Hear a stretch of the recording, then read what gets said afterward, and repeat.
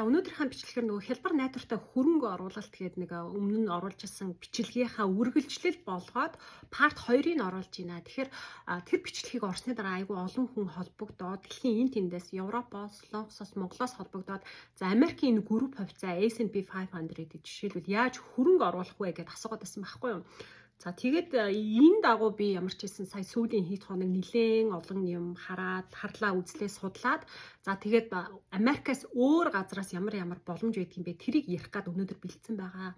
За тэгээд юуны түрүүн ярьсан бичлэгээ дахиад нэг цухас дурдаад базаад хэлэхэд индекс фанд гэдэг урт хугацааны хөрөнгө оруулалтын ийм найдвартай хөрөнгө оруулалт байдаг. Single stock биш, ганцхан компани хувьцааг сонгох биш, цөөхөн компани хувьцааг сонгох биш, групп хувьцаа байдаг учраас ерөнхийдөө нөгөө дотор нь унсан ч гэсэндээ ерөнхийдөө алдагдал багтаа ингээд нөгөө дунджаад агаад өсчдөг ийм хөрөнгө оруулалтын арга байдаг индекс фанд гэдэг тийм. Тэгээ Америкийн S&P 500 гэдэг бол зөвхөн нэг жишээ байгаа маа. S&P 500 өөрөө ч гэсэн айгүй олон сонголттой байдаг байхгүй. Одоо Capita байх уу, Capco байх уу ч гэдэг юм уу тийм.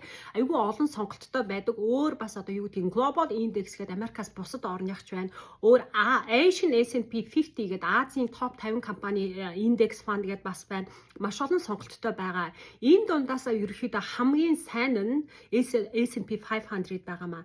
За тэгээд яг энэ индекс гэдэг аккаунтыг дахин хэлэхэд энэ бол хугацаа орноо. Маш их төвчээр шаардна хамгийн багадаа 10 жил гэдээ ойлгочихоо. Би маш олон бичлэг дээр хэрдэг те хөрөнгө оруулалт гэдэг бол мөнгө хадгалах хөрөнгө оруулалт гэдэг бол хугацаа орно. Хамгийн багадаа 10 жил сая сүүлийн хэдэн жилд чинь нөгөө coin гэхээр хөрөнгө оруулсан. За тийм хүмүүс магадгүй мэдчихэж байгаа бас нэг өдөр ингээл өсөөл маргааш нь 3-4 дахин нугарцсан. Тэгснэ нөгөөдөр унаалтаа ингээл ерөөсө галзуу болгон дээр нөгөө roller coaster дээр сууж байгаа юм шиг ингээл дээшээ доош савлаад идэг. Тийм юм бол ерөөсө харахгүй. Энэ индекс фанд дээр хөрөнгө оруулж байгаа хүмүүс бол 100% магадгүй зарим хүмүүсийг бас нөгөө би бичсэн комментийг чинь айгу баг байна түрүү жил 5 байсан 6 байсан энэ тэгээд хэлээ. Тэгэхээр магадгүй өнгөрсөн жил 5-6% та байсан байж болно. Дараа жил 20%, 30% өсөж болно. Тэгээд олон жилийн дунджийг яриад байгаа шүү дээ. Тэгэхээр хугацаа орноо гэдгийг ойлгох хэрэгтэй. Тэгэхээр үнэхээр төвчээртэй би төвчж чаднаа. Би 20 жилийн дараа мөнгөтэй болох тэр үедээ зориулаад би сар болгон гэдэг те цалингаас 10%-ийг ийшээ оруулаад бай гэдэг төвчээртэй зорилготой хүмүүс л энд хөрөнгө оруулалт хэрэгтэй байгаамаа. Тэрнээс ш одоо яг нөгөө coin өсдөг шиг те өнөөдөр маргааш нугарчин гэж байгаа хүмүүс бол угаасаа хэрэггүй байхгүй юу. За тэгээ тийм байгаа. Тэгээд дахиад тэр номын подкастн дээр ярьсан тэр нэг судалгаа хүрэхэд 2004-өөс 2014 оны энэ 10 жилийн хугацаанд за ямар хүмүүс хамгийн их мөнгө олж ийн вэ? Яг нөө хөрөнгө оруулалт хийсэн хүмүүсээс хамгийн их мөнгө олж ийн вэ гэдээ судалгааг харсан чинь ерөөсөө л төвчээртэй хөрөнгө оруулаад тэгэл ерөөсөө мартчихдаг хүмүүс л үнэхээр мөнгөтэй олж чадсан гэж байгаа. Тэрнээс ш ингээл өнөөдөр нэг хідэн төгрөг хийчихэл хэд за өсчүү яаж юу гэж хараад буцааж гаргаж аваад өөр тийш нь хийгээд идэг хүмүүс бол мөнгөтэй болж чадахгүй. Яг ингээ ерөнхийд нь ингээ харах юм бол за яг ганц нэг олсон байж болно те. Гэхдээ ер нь бол нийтлэхээр олж чадахгүй. Яг нэг өдөр одоо ашигтаа сайн хувьцаа худалдаж аваад ашиг олсон байж болно. Дараа өдөр нь эн чинь яг нөгөө мөрөөсөө тоглоом донтдаг юм шиг. Дараа өдөр нь өөр юм хөрөнгө оруулаад тэр нь унлаа тэгэл дахиад инглээ гэл ерөөсөө л яг л галзуу болгон дээр сууж байгаа юм шиг тийм л байна. Тийм болохоор төвчээртэй хүмүүс л энэ одоо индекс дээр те урт хугацааны хөрөнгө оруулалт дээр хөрөнгө оруулж ийж мөнгө олж чаддаг. Ягаад Америкийн компаниудад ингэж хөрөнгө оруулах гад байдаг вэ? Дэлхийн сонирхол ерөнхийдөө Америкийн компаниудад хөрөнгө оруулах бас сонирхолтой байдаг. Ягаад вэ гэхээр Америкийн энэ одоо жишээлбэл S&P 500 дээр ярихад S&P 500 Америкийн топ 500 компани гэдэг бол өөрөө дэлхийн топ 500 болчихж байгаа учраас дэлхийн Америкаас босоод дэлхийн улс орнуудын хүмүүс Америкийн энэ хувьцаанд хөрөнгө оруулах сонирхол их байдаг юм байна.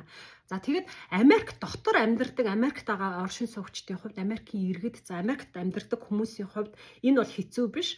Ерөнхийдөө янз бүрийн одоо платформуд байгаа л да Fidelity, Schwab ч гэдэг юм те Vanguard ч юм уу тийм Robinhood ч байдаг те иймэрхүү нөгөө платформуд дээр брокерууд дээр аккаунт нээгээд одоо social security номертой байх хэвээр хаягтай Америкийн хаягтай байх хэвээр тэгээд нөгөө ID-га ч юм уу те үзүүлээд ингээд аккаунт нээчихэж байгаа. Тэгээ банктайгаа холбоод мөнгөө татуулаад хахад айгүй амархан процесс явагдчихдаг юм.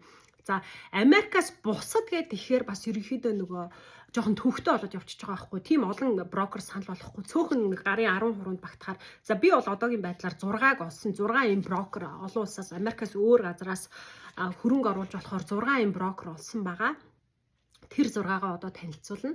Тэгээд яагаад ингэдэг болсон бэ гэхээр нөгөө 9 сарын 11-ний нөгөө халдлага байна шүү дээ. Нөгөө Америкийн Нью-Йоркийн 2 өндөрлөө халдсан халдлагатай холбоотойгоор Америкт ийм нөгөө терроризмын эсрэг санхүүжилтийн Patriot Act гэдэг ийм нэг акт гарсан юм байна л да. Ийм за тэгээд үүний дагуу ерөнхийдөө Америкийн компаниудад хөрөнгө оруулалт хууль бус мөнгө угаалттай холбоотойгоор нэлээд нарийн шалгадаг. Яг тэр нөгөө мөнгөний их сурвалж ялангуяа тэр нөгөө сток руу мөнгө хийх Америкийн сток руу мөнгө хийх гэдэг мөнгөний их сурвалж нь хаанаас энэ төр гэдэг их нарийн шалгаад бичиг баримтны тийм төвхтэй процесс гэдэг юм байна. Та бүхэн өөрсдөө тэгээ судлаад үзээрэй. Тэгээ үнэхээр бас Монголд бас нэг тийм ютубер бэлээ. Тэр бас нөгөө өөрөө тийм платформ тийм аппликейшн нээсэн. Яг энэ S&P 500-д хөрөнгө оруулаад байдаг юм байна. Гэхдээ тэрийг танихгүй би төгсгөл нь бас тэрийг дурднаа.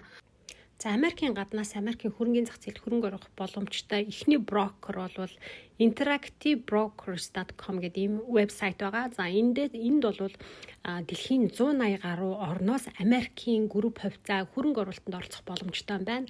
За энэ 180 гаруй орн дотор Монгол орсон байгаа. eToro гэдэг ийм нэртэй платформоос Америкийн хувьцаанд хөрөнгө оруулж болно. За одоо энэ харагдаж байгаа улсуудаас аккаунт нээж болох боловч Монгол улсын нэр бол байхгүй байгаа.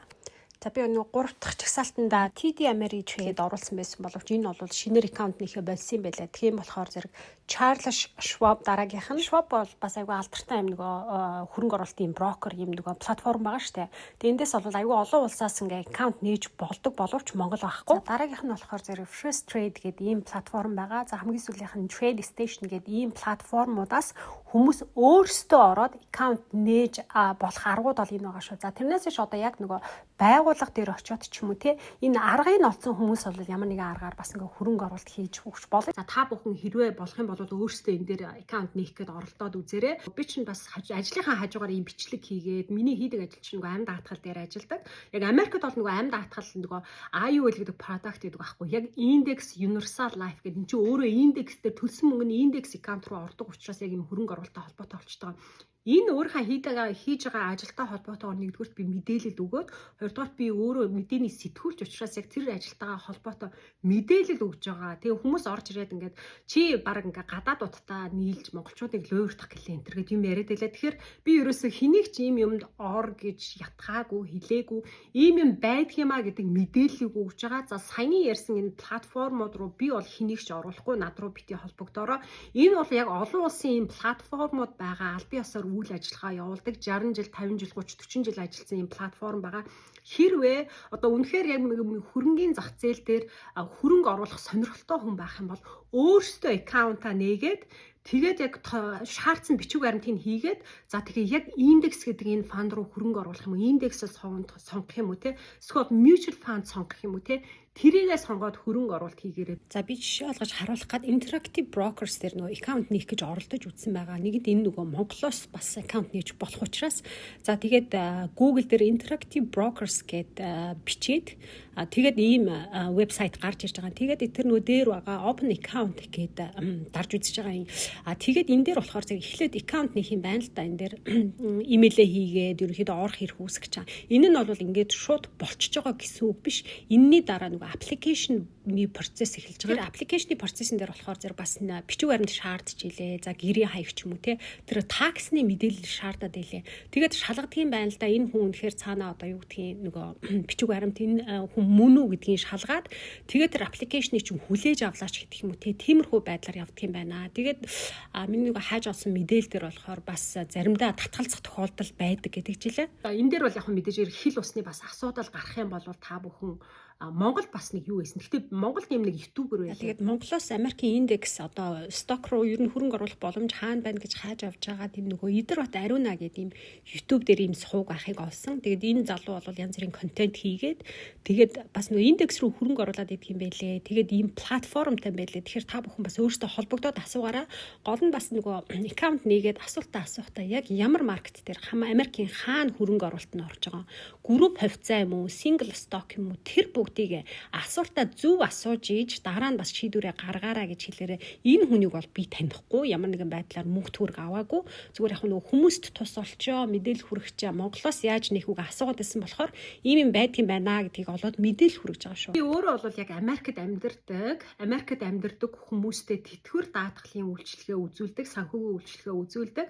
За хэрвээ Америкт амьдардаг бичиг баримттай за иргэн болцсон ногоон карттай ажиллах эрхтэй ч байж болно. За social security номер байхгүй ч гэсэн tax ID та сүүлийн 2 жилийн татвараа төлсөн байх юм бол амь даатгал худалдаж авангаа амь даатгал дээр төлсөн мөнгөний индекс рүү ороод идэг ийм бас боломж байдаг.